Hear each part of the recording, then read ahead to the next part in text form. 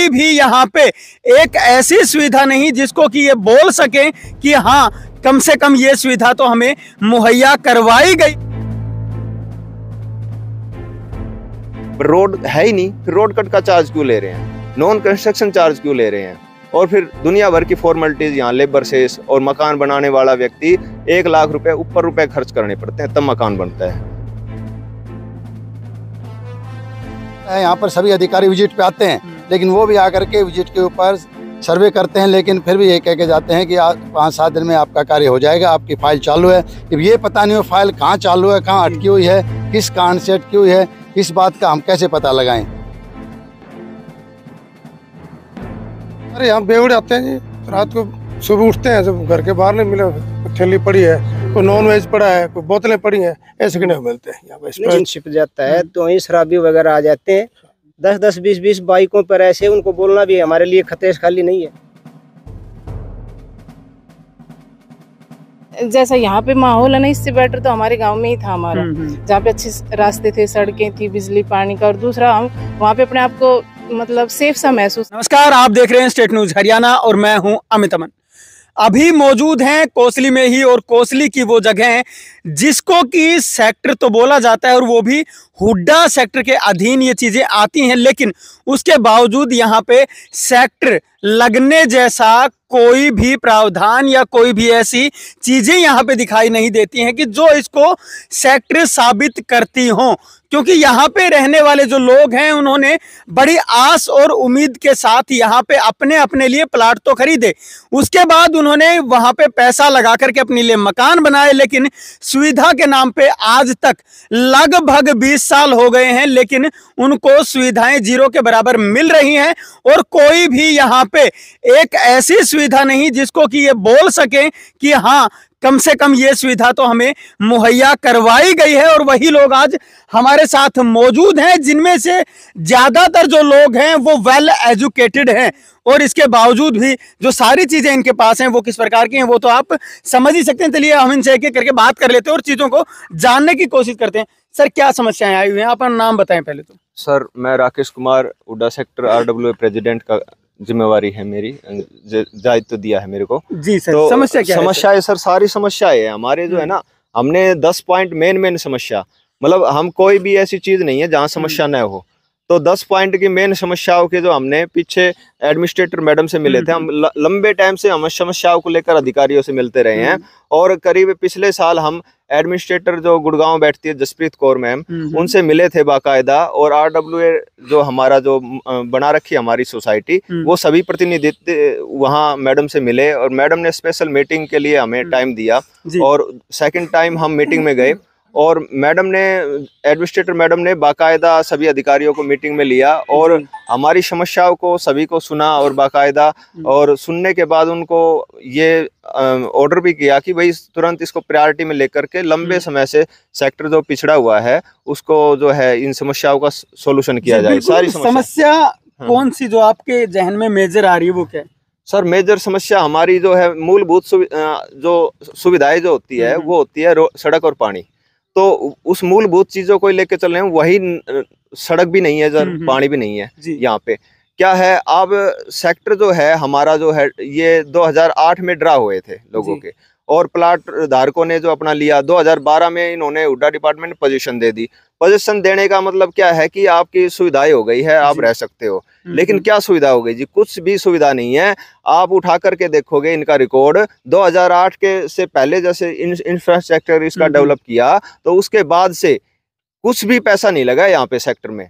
यहाँ का सारा पैसा दूसरे सेक्टरों में लगाया जाता है। कोसली को लंबे समय से उपेक्षित है, न रोड बनाया गया है। आप उठा करके 2008 की बात करूं मैं, उसके बाद जो पहले जो रोड बना था वो भी हल्की सी लेयर आपको दिखाएंगे, बिल्कुल बारीक लेयर में जैसे फाना पूर्ति की थी उन्होंने, और जो सीवर चैम्बर है वो भी बिल्कुल लो क्वालिटी के मटेरियल डाल करके बना रखे थे, वो भी कोई साधन निकल जाता है वो टूट जाते हैं। और तो हम बात करते हैं तो इतने लंबे 15 साल के टाइम पीरियड में कोई भी ऐसा बड़ा प्रोजेक्ट या बड़ा काम जो मूलभूत सुविधाओं का है वो कुछ भी नहीं हुआ है यहाँ पे।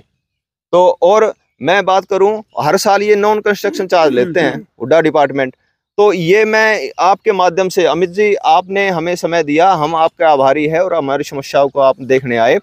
आपके माध्यम से मैं, ये लाखों लोग आपके चैनल को देखते हैं, तो ये बात सेक्टर की हम रखना चाहेंगे कि इतने लंबे टाइम से जो नॉन कंस्ट्रक्शन चार्ज लिया जा रहा है 2012 के बाद से, वो किस चीज़ का ले रहे हैं? ये यहाँ लोग मकान क्यों बनाएंगे? जो बना रखे हैं वो बेचारे फंस गए। अब गांव से जो गलियां पक्की थी, सड़क पक्के थे, वहां से छोड़ करके, पानी की सुविधा थी, छोड़ के सेक्टर में आए। एक फीलिंग अब सेक्टर की होती है, और यहाँ पे कुछ नहीं है। तो नॉन कंस्ट्रक्शन चार्जेस, ये 400 प्लॉट है हमारे सेक्टर में करीब, और उसमें 400 प्लॉट धारकों से करीब ये समझो कि नॉन कंस्ट्रक्शन चार्जेस हर साल 4,000-5,000 औसत लिया जाता है। और वहाँ ये किस चीज़ का ले रहे हैं? यहाँ मकान लोग क्यों बनाएंगे? यहाँ रोड आपको दिखाएंगे, आप देखोगे बिल्कुल रोड या उखड़ी हुई है, और पानी के नाम की चीज़ नहीं है, बूस्टिंग स्टेशन है यहाँ पे। और फिर बात करते हैं हम आगे, ये रोड कट का चार्ज भी लेते हैं 100 रुपये स्क्वायर फीट, 100 रुपये फीट के हिसाब से रोड कट चार्ज है। जो भी मकान बनाता है तो उस, यानी समझो उसको 1,000-2,000 रुपये उसके रोड कट के चार्ज देने पड़ते हैं। पर रोड है ही नहीं, फिर रोड कट का चार्ज क्यों ले रहे हैं? नॉन कंस्ट्रक्शन चार्ज क्यों ले रहे हैं? और फिर दुनिया भर की फॉर्मेलिटीज, यहाँ लेबर सेस, और मकान बनाने वाला व्यक्ति 1 लाख रुपए ऊपर रुपए खर्च करने पड़ते हैं तब मकान बनता है। तो ये समस्याएं तो मैंने आपको बताया, सारी समस्याएं हैं। और जितने प्लाट धारक है, मैं उनको सभी को अपने आपके माध्यम से कहना चाहूँगा कि इनके कोई भी नॉन कंस्ट्रक्शन चार्ज नहीं देगा, कोई भी रोड कट चार्ज नहीं देगा। सारे एकजुट होकर इनके खिलाफ आवाज़ उठाएंगे। हमारी विनम्रता को इन्होंने जो हमारी कमजोरी समझ रखा है कि भाई कोसली सेक्टर जो है उस पर पैसा नहीं लगाना, हमने इनके जो डिक्शनरी में है वो कोसली सेक्टर इन्होंने नेगलेक्ट कर रखा है। हमारा हुड्डा सेक्टर के मैप में दिया है हमारा क्लिनिक और नर्सरी स्कूल की ये साइट दी हुई है, जिसपे अवैध कब्जा किया हुआ है लोगों ने, और जिसको हमने हुड्डा डिपार्टमेंट से बात की, मगर भाई हमारा अवैध कब्जा यहाँ से हटवाए, कम से कम 2-4 सुविधाएं हैं वो तो मिल जाए, क्लिनिक मिल जाए, नर्सरी स्कूल। यहाँ के सेक्टर के बच्चे जो है, छोटे बच्चे, वो 2 किलोमीटर दूर जाते हैं, और यहाँ नर्सरी स्कूल का जो स्पेस है उसको ऑक्शन करवाओ।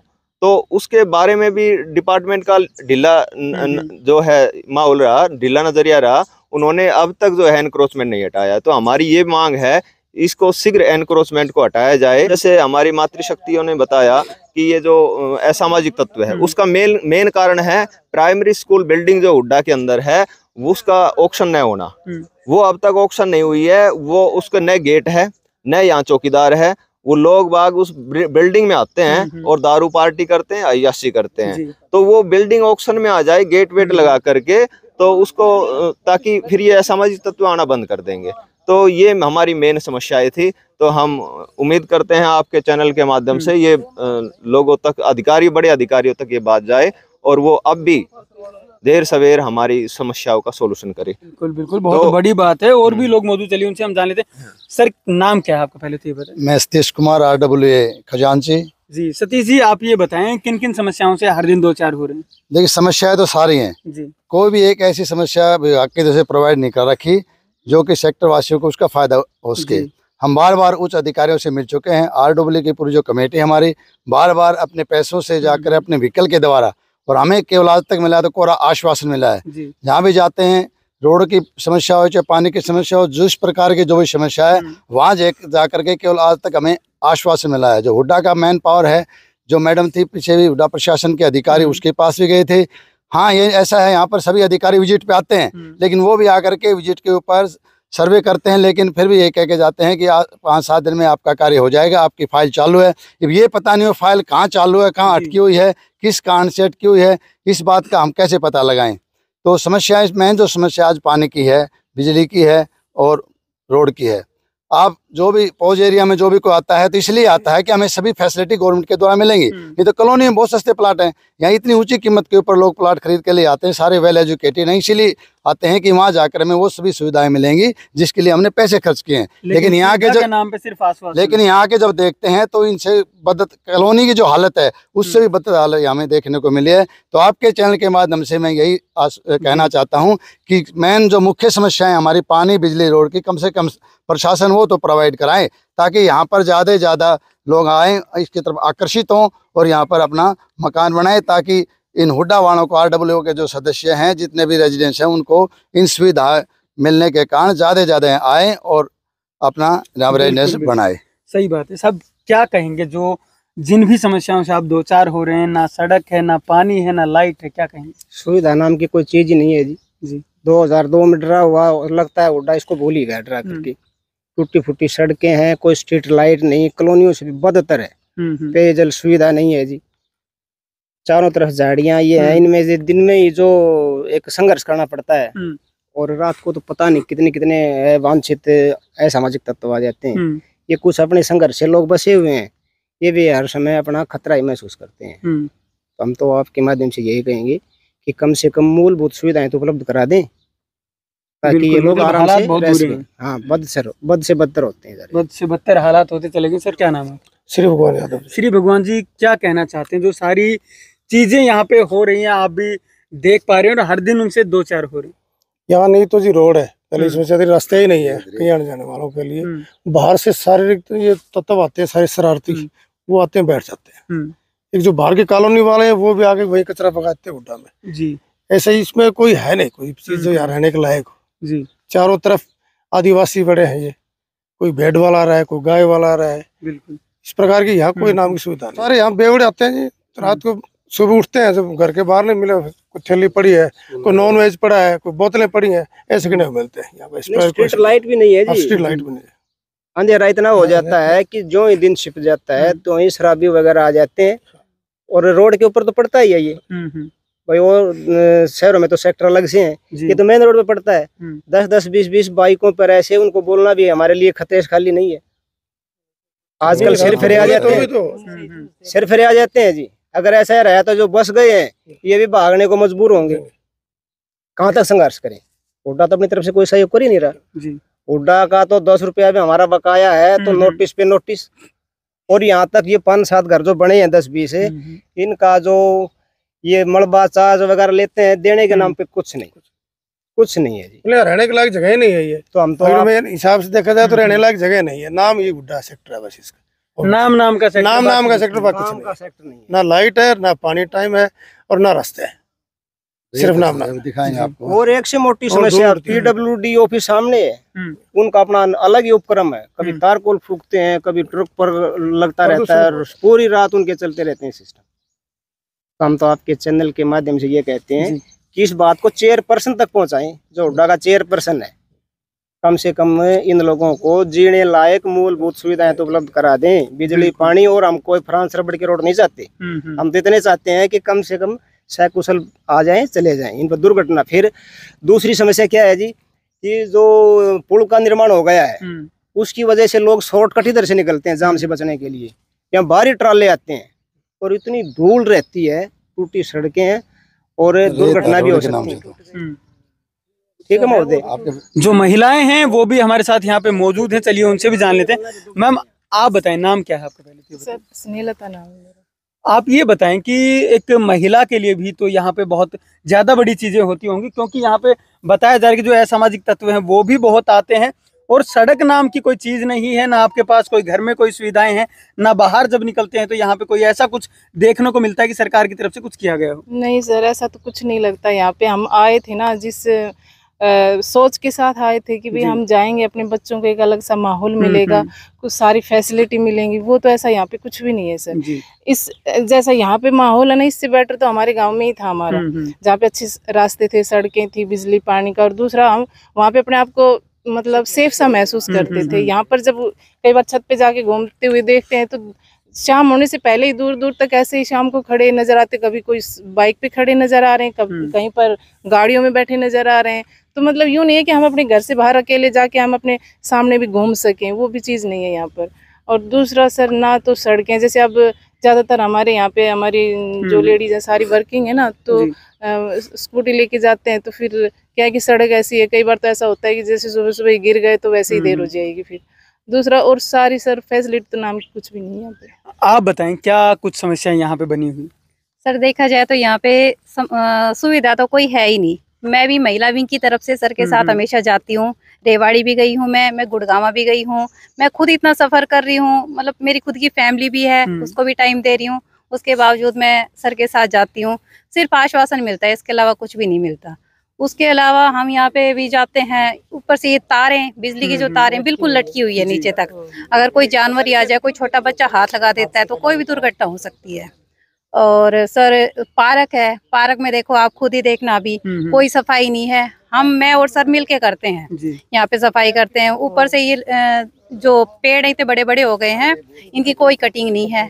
अंदर कोई लाइट नहीं है, यहाँ पे हाई मस्ट लाइट भी होनी चाहिए, क्योंकि शाम के टाइम यहाँ पे अंधेरा ही अंधेरा है। तो यही है कि मूलभूत आवश्यकताएं कम से कम पूरी करवाई जाए, ज्यादा कुछ नहीं तो कम से कम थोड़ा बहुत तो कुछ दिया जाए कि भी ये कहने के लायक हो कि हाँ ये हम हुड्डा सेक्टर में रहते हैं, हुड्डा नाम के लिए ना। तो यही है सर। बहुत बड़ी बात है, यहाँ पे रहने वाले लोग किस कदर परेशान हैं वो तो आप समझ ही चुके होंगे। कहाँ और कैसी जगह में ये लोग रहते हैं, नाम हुड्डा सेक्टर है, लेकिन यहाँ पे असामाजिक तत्वों से भरी हुई जगह है, उसके साथ साथ ना रोड, ना पानी, ना बिजली, और यहाँ हर दिन ऐसी ऐसी चुनौतियों से सामना करना पड़ता है। जो महिलाएं यहाँ पे मेरे पीछे खड़ी हुई हैं, जो यहाँ पे रहती हैं, उनकी सुरक्षा को लेकर के भी यहाँ पे खतरा बना रहता है। हर दिन वो अपने घर से निकलते समय यही सोचती हैं कि क्या सुरक्षित घर वापस लौट पाएंगी या नहीं लौट पाएंगी। तो क्या सरकार इन सभी चीजों को ऐसे ही मूक दर्शक बन के देखती रहेगी या फिर कुछ काम भी करेगी? ये सरकार के सामने एक बहुत बड़ा सवाल है। नमस्कार, धन्यवाद, जय हिंद, जय भारत।